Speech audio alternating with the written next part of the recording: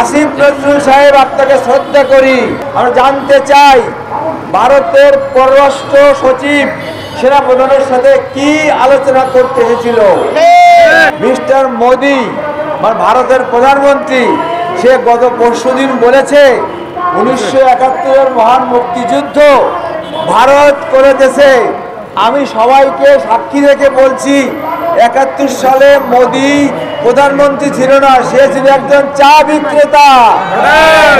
আসিফ নজরুল সাহেব, আপনাকে শ্রদ্ধা করি। আপনাকেও বলছি, আপনি যদি কোনো অবস্থাতেই ডক্টর ইউনূসের বিরুদ্ধে, রাষ্ট্রের স্বার্থের বিরুদ্ধে একটা বাক্য উচ্চারণ করেন, আপনাকে প্রতিহত করা হবে অত্যন্ত নির্মম নিষ্ঠুরভাবে। But adviser general Jahangir sir, আপনি এখানে নাই, বাট আপনার উদ্দেশ্যে আমি বলছি, একটা অর্ডার অলরেডি হয়েছে, আমার পকেটে কাগজ আছে, অর্ডার হয়েছে, এটা আবার রিফান্ড হবে। এর ব্যতিক্রম হলে আমি বলছি স্যার, আপনি পদত্যাগ করবেন আধা ঘন্টার ভিতরে। ব্যর্থতায় আপনি ওই আপনার ডিএসএসে যেতে পারবেন না। আমি কর্নেল হান্নান মির্জা আপনার প্রতিহত করব। আমি জেনেছি অ্যাডভোকেট রেজওয়ানা হাসান, আপনাকে আমি শ্রদ্ধা করি। আপনার সাথে অনেকবার কথা বলেছি তৃতীয় মাত্রায়। আমি চাই না, এইখানে কিন্তু শেখ হাসিনা নাই যে আপনার স্বামীকে আটকায় রেখেছিল, এখন কিন্তু সেই অবস্থা নাই। আপনাকে যে অনুরোধ করছি, বিডিআর হত্যাকাণ্ডে যে সমস্ত অফিসারদেরকে হত্যা করা হয়েছে এবং তাদের বিরুদ্ধে মিথ্যে কথা বলে বিডিআর সোলজারদেরকে হত্যা করা হয়েছে, এর পুনঃ তদন্ত করতে হবে এবং সেই তদন্তে যারা যাবে আমরা তাদের প্রতি তীক্ষ্ণ দৃষ্টি রাখবো। কেউ আপোষ করতেছে কিনা, বাড়ি রেখে দিচ্ছে কিনা ওই বেগম পাড়া বা অন্য কোনো কোথায়, এটা কিন্তু হবে, টাকার খেলা হবে। ভারত কোনো অবস্থাতেই এইটা করতে দিবে না। তার কারণ অলরেডি ভারতকে সৎ প্রতিবেশী হিসেবে, রাষ্ট্র হিসেবে বয়কট করেছে আমেরিকা। দুইটা কারণে আমেরিকা ভারতকে বয়কট করেছে, এইটাই হবে তার 3 নম্বর বয়কট, যার ফলে ভারত কোনো অবস্থাতেই করতে দিবে না। শেখ হাসিনার ব্যক্তিগত চিফ সিকিউরিটি, তার নাম ছিল জেনারেল জিয়াউর রহমান, সে হলকে মসুজ্জামান খানের কোর্সমেট।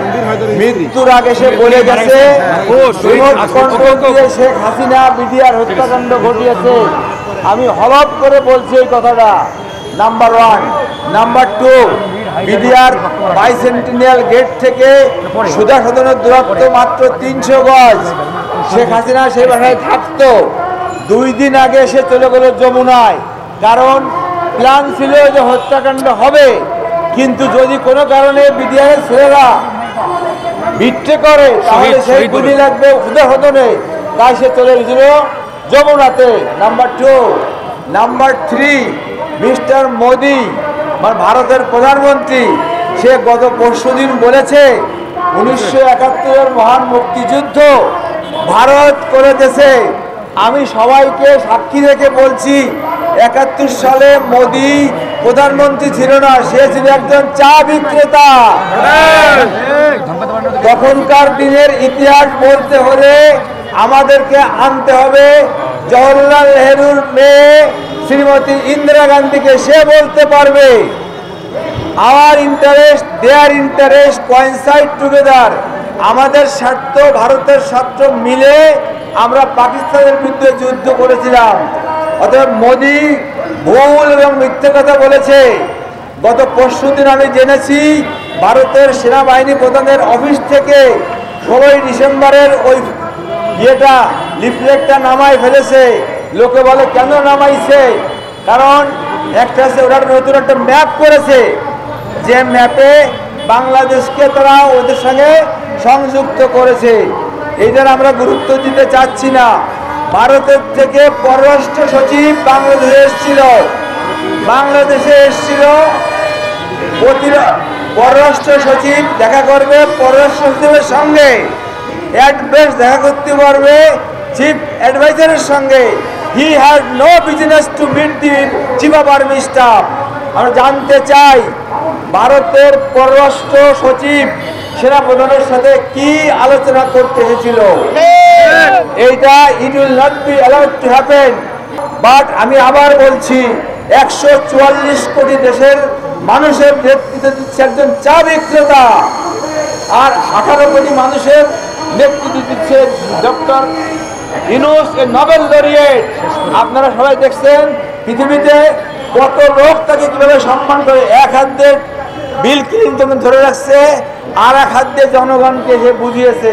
অতএব আপনারা সাংবাদিকদেরকে বলবো, আমার অনুরোধ, আপনারা তীক্ষ্ণ দৃষ্টিতে রাখবেন যাতে করে আর কেউ বেইমানি করতে না পারে। সময়ের স্বল্পতার জন্য অনেকক্ষণ কথা বলতে পারলাম না, বাট আমি বলে যাচ্ছি আপনাদের সঙ্গে আমরা আসি। কোনো অবস্থাতেই এই বাংলার ভাগ্যাকাশে আর কোনো ঘোষেদি বেগম আসতে পারবে না। আল্লাহ হাফেজ, বাংলাদেশ জিন্দাবাদ। তো আমি এখানে দীর্ঘক্ষণ বসে আছি, একটা স্মৃতি আমি রোমন্থন করছি। 82 সালে ঠিক প্রেস ক্লাবের সামনে থেকে আমাকে কারারুদ্ধ করা হয়েছিল। মিটিং এর এই যে আপনারা নিশ্চয়ই জানেন, মিটিং এর সামনে 82 সালে মুচকুন্দ দুবে নামে একজন অ্যাম্বাসেডর ছিলেন এখানে, হাই কমিশনার। উনি একজন এনএসআই অফিসারকে থাপ্পড় মেরেছিলেন। এরই প্রতিবাদে আমরা হরতাল দেখেছিলাম এই ঢাকা শহরে। আমাকে এই প্রেস ক্লাবের সামনে থেকে কারারুদ্ধ করা হয়েছে, অ্যারেস্ট করা হয়েছে, এবং আমি 11 মাস জেলে ছিলাম, বিশেষ ক্ষমতা আইন। সো বন্ধুরা, যে কথাটি বললেন ফারুক ভাই চমৎকার করে বলেছেন। ফারুক ভাই কথার পরে আমার আর কোনো কথা নেই, একটি কথা শুধু বলতে চাই। আমি গতকালকে, বিশেষত আজকে সকালে, এই স্বরাষ্ট্র উপদেষ্টার কথা শুনে আমি একটু হতাশ হয়েছি। উনি নাকি লোক খুঁজে পান না। এই তদন্ত কমিটি কেউ বলে আগ্রহী হয় না। আমার প্রশ্ন, তদন্ত করতে হবে, তদন্ত কমিটি গঠন করতে হবে, এবং অধিক সংখ্যক সদস্য যারা ক্ষতিগ্রস্ত হয়েছে তাদেরকে রাখতে হবে।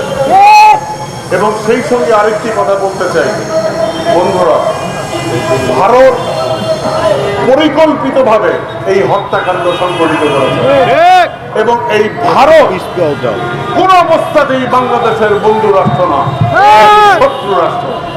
এবং যে তদন্ত করা হয়েছে সাইকো হাসিনার আমলে, সেই তদন্ত বাদ দিতে হবে, সেই তদন্ত ছুঁড়ে ফেলে দিতে হবে, নতুন করে তদন্ত করতে হবে। Right right. সবাইকে সহমর্মিতা জানাচ্ছি নাগরিক টিভির পক্ষ থেকে।